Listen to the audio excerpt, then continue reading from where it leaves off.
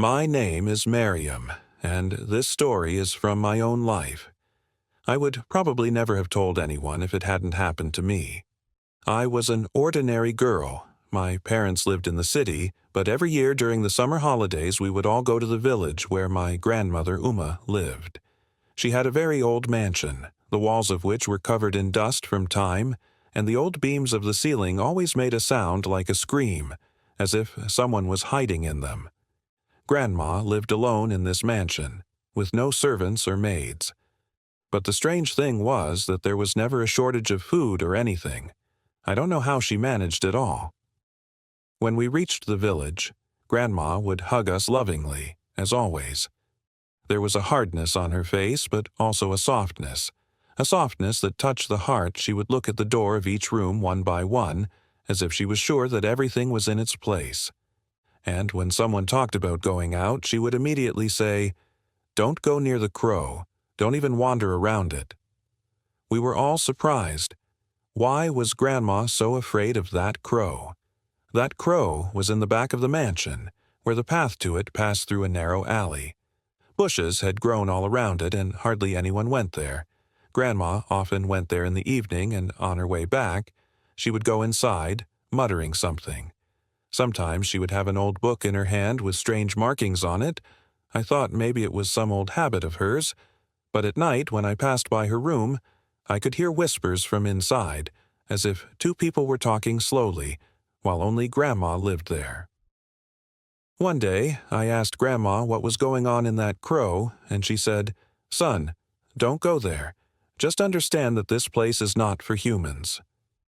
I looked into her eyes, and it felt like she was immersed in some great wonder. She changed the subject and smiled and said, "Come on, come inside. I have cooked the food you like." But a strange feeling struck me. The next day, 4 of my friends also came to the village: Nida, Asif, Jane, and Sadaf. We had all played together since childhood. Nida praised the mansion and said, "You people are lucky to have such a big house." Then she asked the same question that was on my mind. "Who is this guy behind me, and what is his job?" I said, "Grandma has forbidden us to go there." She laughed. Old women always stop children by telling them funny stories. In the evening, when Grandma went to her room, we all gathered in the living room and made a plan. "Why don't we go tomorrow and see who is in it?" Our curiosity had awakened. Nada said, "Maybe there is a treasure hidden there," Jane said, laughing. "Or maybe some old djinn." We all laughed, but there was also fear in our hearts. The next morning, Grandma came out at dawn. She had the same old book in her hand. She went straight to the koi. We all watched secretly. Her lips were moving as if she was reading a prayer. She sprinkled water around the koi and peered inside and said something, but the voice was not clear. We returned slowly so that Grandma wouldn't know, but at that moment a strange feeling ran through my body. In the afternoon, when Grandma was resting, we all secretly reached the back of the Haveli. The bushes were so thick that we couldn't find a way. Nada used a stick to block them. When I removed it, I saw a stone wall below. I looked into the hole and found that it was so deep that even the sound could not be heard. Asif said, "My friend, there is nothing painful inside." I picked up a small brick and threw it down, but no sound came out. It was as if the brick had disappeared into the air. Suddenly, Jane said, "Listen, someone's voice has come." We all fell silent. It was indeed the low voice of a woman coming from below. She was saying something, but I couldn't understand it. Nida bent down and listened. Then she turned back for a moment. Her face turned pale. She said, "There is someone below." I looked in, and a shadowy figure appeared in the darkness. Her white hair was scattered over her face. She was looking at us and said slowly, "Who are you?" I was all startled. Sadaf said, "Maybe it's a crazy woman who has fallen into the hole." Asif said, "Let's get her out." We all started pulling the old rope together, but as soon as the rope moved, a gust of cold air came from below and hit our faces. The heartbeats quickened. Nida said in a panic, "Miriam, Grandmother had forbidden it, but curiosity won out. We pulled the rope and the woman slowly started coming up. Her eyes looked burning as if someone had put fire in them. She came into the courtyard of the mansion and smiled and said, "Finally, you have set me free. I had imprisoned your grandmother, but now you have broken that imprisonment. Now you all have to face me." Our bodies all turned to stone. I turned around and saw that the window of grandmother's room was open. She was standing there, looking at us. There was no expression on her face, just her eyes were deep and hazy as if saying, "You have made a big mistake." Sleep was far from my eyes that night. My heart was beating as if someone had put a stone in her chest. Grandma didn't say a single word to us. She was just locked in her room. The door was slightly open. A faint yellow light was peeking through. I slowly approached her. Her lips were moving. They were speaking an unknown language. I was reading something as if I was conversing with someone. A clay bowl was placed in front of them, from which smoke was rising, and that smoke was going straight towards the ceiling. As if calling someone, I took a step back. The first rays of the morning sun were coming through the broken windows of the mansion, but there was a strange silence in the atmosphere, as if the air itself was tired. Grandmother said at breakfast, "Mary, I felt someone standing by my bed." I called out, but there was no response. I opened my eyes and the door closed on its own. Asif also said, "I kept hearing the creaking of the door all night, as if someone was trying to get in again and again." I heard both of them talking, and a chill ran down my spine. I said, "Maybe we are thinking too much," but the fear in my heart was deepening. Jane tried to laugh, but her laugh was trembling. Maybe that woman was really something else. We have freed her. In the afternoon, Grandma came out of the room. Her face was yellow and pale. She said, "Children, don't leave the house. The one you have freed is not happy. She wants you all to leave here." She had just finished speaking when suddenly a gust of wind blew. The door slammed shut and the walls of the mansion shook. Grandma closed her eyes and read something. Then, looking at me, she said, "Mary, come into my room." I followed her. She said, "This mansion is centuries old. There is something buried under it." "Who shouldn't have been teased?" I asked in a trembling voice. "Grandma, who was that woman?" She took a deep breath. She was the leader of the jinn whom I had imprisoned in this very corner years ago because she was harming humans. I tied her up so that the village would be safe, but you all broke her confinement. I was scared. "What will happen now?" Grandma said, "Give me some time. Maybe she can still be stopped." Then she opened the same old book and started reading. There was a look on her face as if she was preparing for some kind of war. Night was falling, and a heavy bell rang in the courtyard of the mansion, as if someone had shaken an iron chain. All the doors were closed, but that sound was getting louder every moment. Nita held my hand. Her fingers were as cold as ice.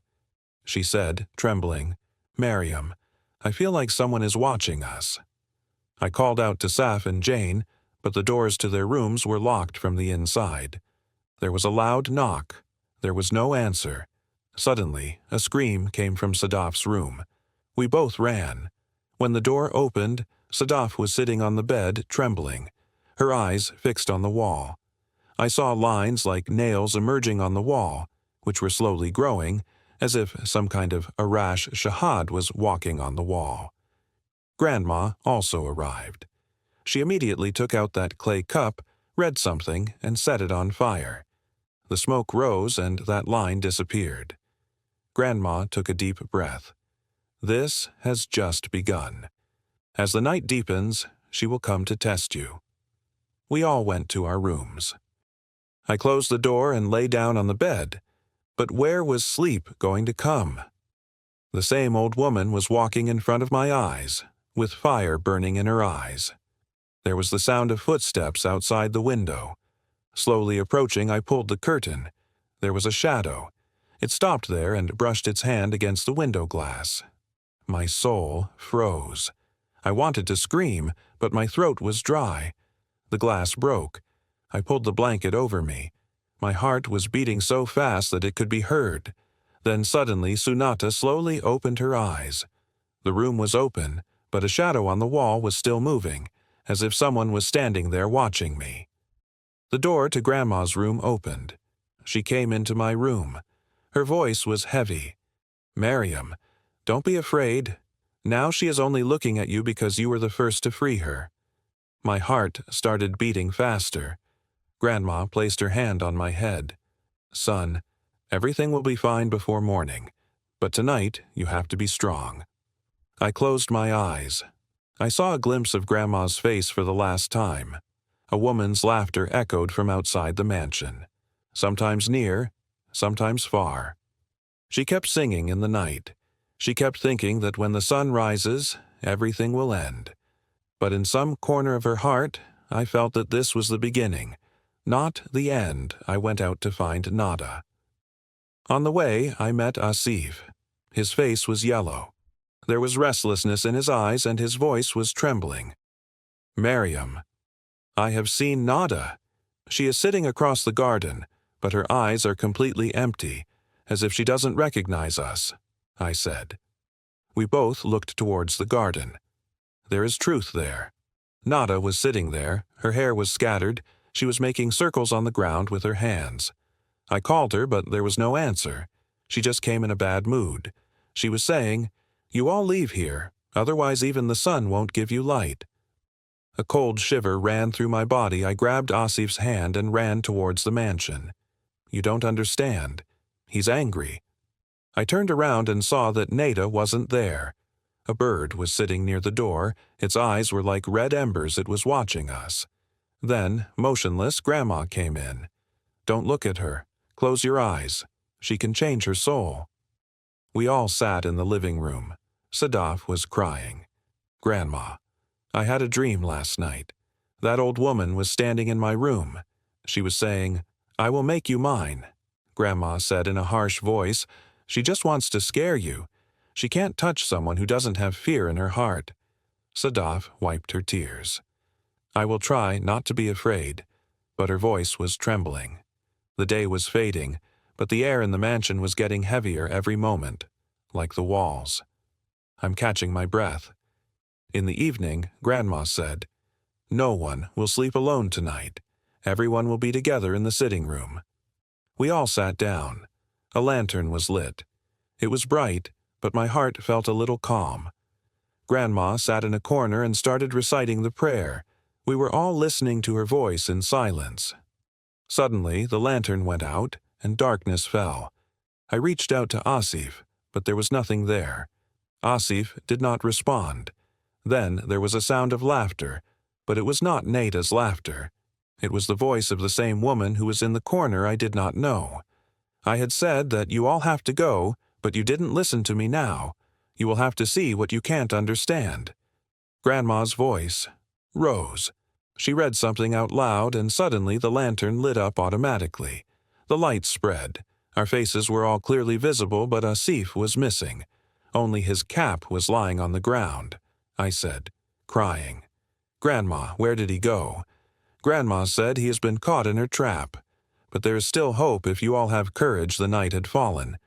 A gust of wind came from outside, but it didn't have the smell of soil, but rather the stench of Sarand, as if an old grave had been opened. Jane said, "Grandma, that crow. Maybe that is the way to it." Grandma nodded. "Yes, that is the door from where she came. I said if we go, there can she be imprisoned again." Grandma said, "Maybe, but she won't let you go." Nada was nowhere to be seen now. Sadaf kept looking at the door as if someone was calling her. I held her hand. She screamed someone. She held my hand. I let go out of fear, while I was only holding her hand. Grandma got up. "Everyone, repeat her name in your heart. She wants to snatch your identity from your name." Suddenly, the door opened on its own. Outside, there was only darkness. Grandma picked up a red cloth and threw it near the fire.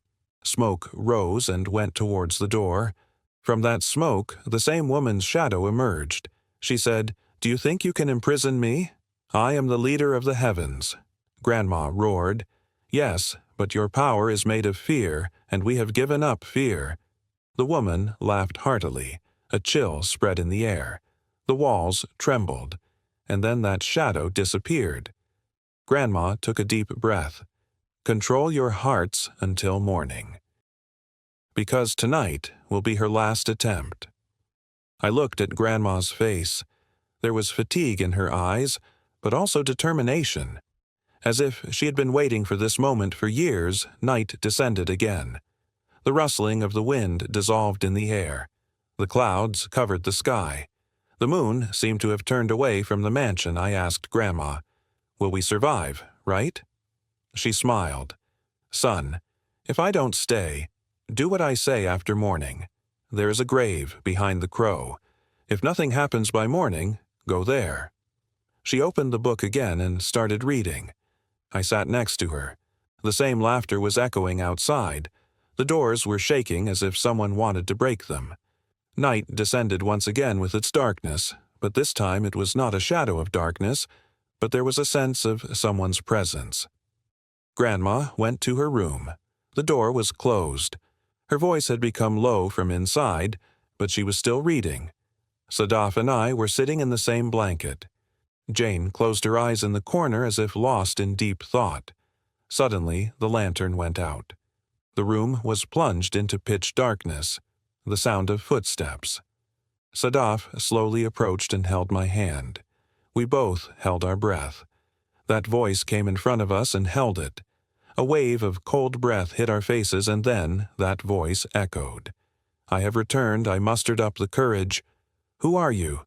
She said, "I am the one you freed from the leader. Now you are all under my protection." I called out to Grandma. Grandma opened the door.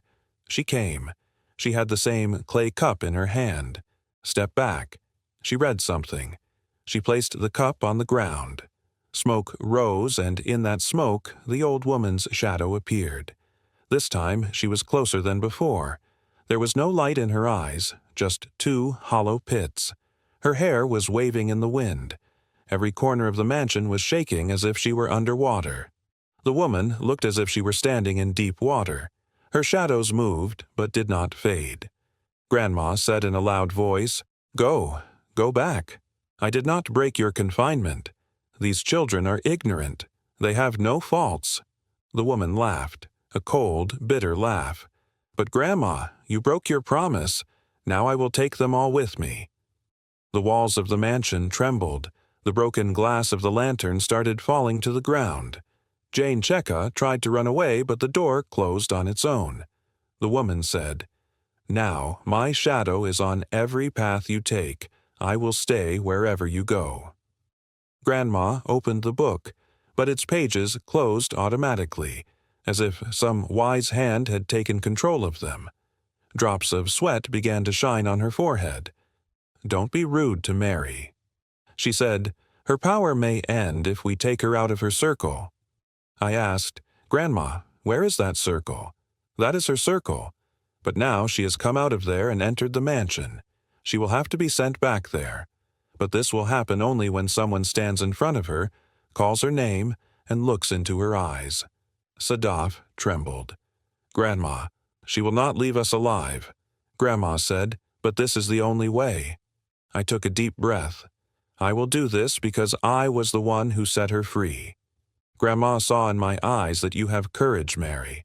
But remember, a moment of weakness will erase everything. She leaned close to my ear and said a prayer, the meaning of which I have not been able to understand to this day, but we all remembered it. We reached the back of the mansion where the crow was. The bushes on the path started moving away on their own, as if some invisible hand was calling us. There was no sound of crickets or rustling of leaves. There was only a heavy silence. As we reached the crow, the woman was standing in the middle of the fog. Behind her was darkness and a round light spinning around. Grandma's voice came, "Miriam, now read that word." I held my heart and said that word. As soon as the last letter was finished, the ground shook. The woman screamed. The fog deepened. Grandma opened the book and started reading. She picked up the old rope that we had taken out the day before. Grandma said, "Give this rope to the crow," and put it down. Jahine did the same, and a shining line was formed. The woman roared, "You think this will stop me?" Grandma said, "No, she can't stop me, but she can erase your false shadows." She took a step forward in anger. The lines burned. She saw me. "You had freed me. Now you will tie me up." I said, "If this saves my friends, I will." She laughed, "But I will not leave you." I looked at Grandma. She said, "Miriam, don't back down."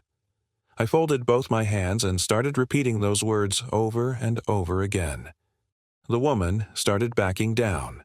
There were signs of pain on her face. Then she screamed. "You don't even know who you are fighting for," Grandma roared. "Be quiet." The woman turned to Grandma. "You had broken your promise." Grandma's face changed. Moisture flooded her eyes. "Yes, I broke it, but I was forced to save humans." Suddenly, a glow came out from inside the crow that rose to the sky.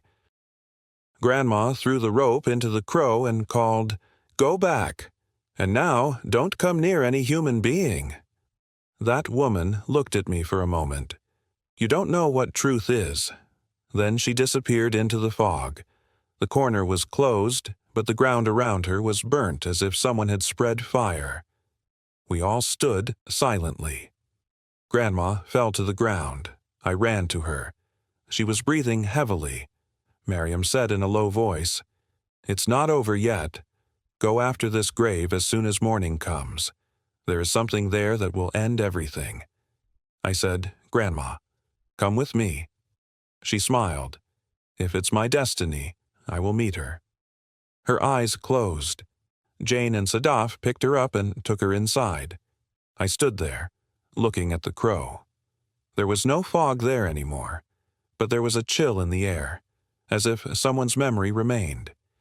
If Grandma had said that, I would definitely go after this grave in the morning. I made this promise in my heart. That night was not the last, but after that everything changed. The mansion seemed peaceful now, but my heart was saying that the storm is still there. I looked at the sky. The moon. It was now clear, but there was a red circle around it that was slowly fading, but I felt as if someone was still watching me. It was the second watch of the night when dust started falling from the ceiling as if someone was walking upstairs. I tried to turn on the light, but the light flickered and went out. Only a faint red light was coming from under the door. I mustered up the courage and opened the door. The same old woman was standing in front. There was a smile on her face, but a strange gleam in her eyes. "You people have made a big mistake by freeing me." She said, "Now you all have to come with me." I said with trembling lips, "We will send you back. We don't want anything. Just leave us." She laughed. "You don't have the right to leave me. Your fear has made my job easier." I stepped back. My foot bumped into something. I looked down and saw the amulet that Grandma always kept with her. Maybe that was how she kept everything under control. I picked up the amulet. The woman stepped back in an instant. Her eyes filled with anger. The screams and the walls of the mansion shook. All the other friends were hiding downstairs, I called out. There was no response. Perhaps everyone had lost consciousness. I called out to Grandma. Suddenly, a soft voice came. "Look behind me." Grandma was standing there. She had the same strong face as before. She was crying in peace. "Grandma, what is all this? We will all die." She said, "Don't worry. She is the leader of the giants. I made her a leader years ago because she wanted to wipe out the entire village. But you people broke the leader. Now she is free again. But she can be made a leader again." They said, "You just have to put this amulet around her neck." I trembled. "Grandma, she is very powerful. She will burn me. If you have faith, no one can touch you." I held the amulet tightly and moved forward. The woman laughed. "Your grandmother is dead. Who will save you now? But her spirit is with me." The woman took a step back. I saw the opportunity and threw the amulet. It went straight into her neck. The wind stopped for a moment. Everything was silent. Then a bright light rose and the woman disappeared. All I could hear was Grandma's voice. Everything would be fine. I sat on the ground. Tears started to flow from my eyes. It was as if the wind had calmed down after centuries. I called my friends. They came out one by one. Everyone's faces were pale, but there was relief in their eyes. But somewhere in their hearts, there was still an unknown fear. How did all this happen, and where did Grandma suddenly come from? We decided that as soon as morning came, everyone would ask Grandma or seek help from an elder. The light rays of the morning came through the window. We all breathed a sigh of relief. The night was like a long dream, but our hearts still pounded. I called Grandma. There was no answer. I searched the entire hall. From the kitchen to the courtyard, there was no one. Then everyone woke up. There was only one question in everyone's eyes. What will happen now? I said, maybe Grandma is in the back garden. She often prayed there. We all reached the garden. There was a strange fragrance in the air, like champa flowers blooming, but the garden had been cut open. He asked softly, where did Grandma go? Then Rimsha spoke. Last night Grandma was saying that there was a grave behind us. We have to dig something out there. Maybe we should go there. We all went behind the hoe. There was indeed an old grave, and bushes had grown around it. I said in surprise, I have never seen this before. The soil was soft, as if it had just been dug. We all removed the bushes together and slowly started digging. Our hearts were beating with fear, but curiosity could not stop us. After a while, something glittered inside the soil. I held a small iron object in my hand. I took it out and put it in my hand. It was a small amulet. I picked it up with trembling hands and showed it to everyone. Maybe this is the amulet we were all standing in front of the tomb. The wind had stopped. The thing that Grandma used to call the thing that wiped out that woman was now in our hands, that amulet, which was the last link of everything. We swore that we would put it back by the grave so that no one could use it again. I walked forward with trembling steps and placed the amulet on the edge of the grave. As soon as I turned around and looked back, the ground trembled slightly and the soil under my feet felt as if someone had shaken it. My eyes fell on a tombstone. I saw the Akshar written on it. My breath stopped. Bibi, Giant Grandma, turned into stone. Everyone's faces turned pale from behind. Rimsha's voice broke. How is this possible? Last night, Grandma was with us. She was the one explaining to us all. She was the one saying, put the amulet around her neck. I said softly, maybe she wasn't Grandma. Maybe she was her spirit who was still guarding the mansion. My voice was trembling. Tears flowed from my eyes. We all stepped back. We stood by the grave with our hands folded. Suddenly, the wind stopped for a moment. The leaves of the trees stopped and became still as if someone had broken the spell of silence. Then a light flickered above the grave, and with it, the same fragrance that had spread at night permeated the mansion again. My heart was convinced Grandma's spirit was now free. She had fulfilled her duty. We all looked at each other. No one said anything. Only one thing was agreed. It was better to leave this mansion now because some places are not for humans. They belong only to those souls who have left this world. We picked up our bags and silently left the mansion. When I reached the door, I looked back for the last time. Grandma's wooden chair was placed in the courtyard. It was shaking slightly as if someone had sat on it. He said, Grandma, we are going. Take care of yourself. A soft gust of wind came and the door closed automatically as if someone had touched it from inside. We walked through the village streets towards the city. I looked back and saw that the mansion was sinking into the fog, but I felt as if Grandma was standing there, smiling. There was peace in her eyes, as if she was saying, everything is fine now. After that day, we never went to that village again, but sometimes when the night is very quiet, Grandma's voice comes from behind, don't go near it, because some doors, once opened, never close again.